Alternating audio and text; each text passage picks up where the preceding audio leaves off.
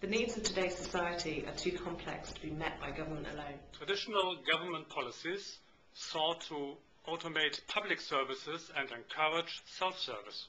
But the biggest impact of the web will be in improving services through collaboration, transparency and knowledge sharing. Europe should grasp this opportunity and rebuild the relationship between the citizens and the state. By opening up public institutions and by empowering citizens to take a more active role in public services. As citizens, we want full insight on all activities undertaken on our behalf. We want to be able to contribute to public policies as they are developed, implemented and reviewed. We want to be actively involved in designing and providing public services. With extensive scope to contribute our views and more decisions in our hands. We want the whole spectrum of government information, from draft legislation to budget data, to be easy for citizens to access, understand, reuse and remake. It's not because we want to reduce the government's role, but because open collaboration will make public services better and improve the quality of decision-making. Against this background, we propose 3 core principles for European public services. Transparency. All public sector organisations should be transparent by default. There should also be robust mechanisms for citizens to highlight where they'd like to see further transparency. When providing information, public sector organisations should do so in open, standard and reusable formats, with of course full regard to the privacy issues.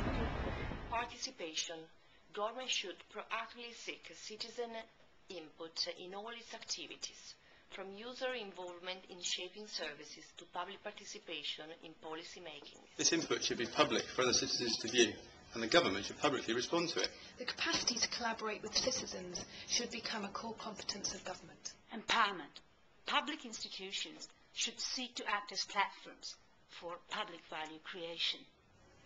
In particular, government data and government services should be made available in ways that others can easily build on. Public organisations should enable citizens to solve problems for themselves by providing tools, skills and resources. They should treat citizens as owners of their own personal data and allow them to monitor and control how those data are used.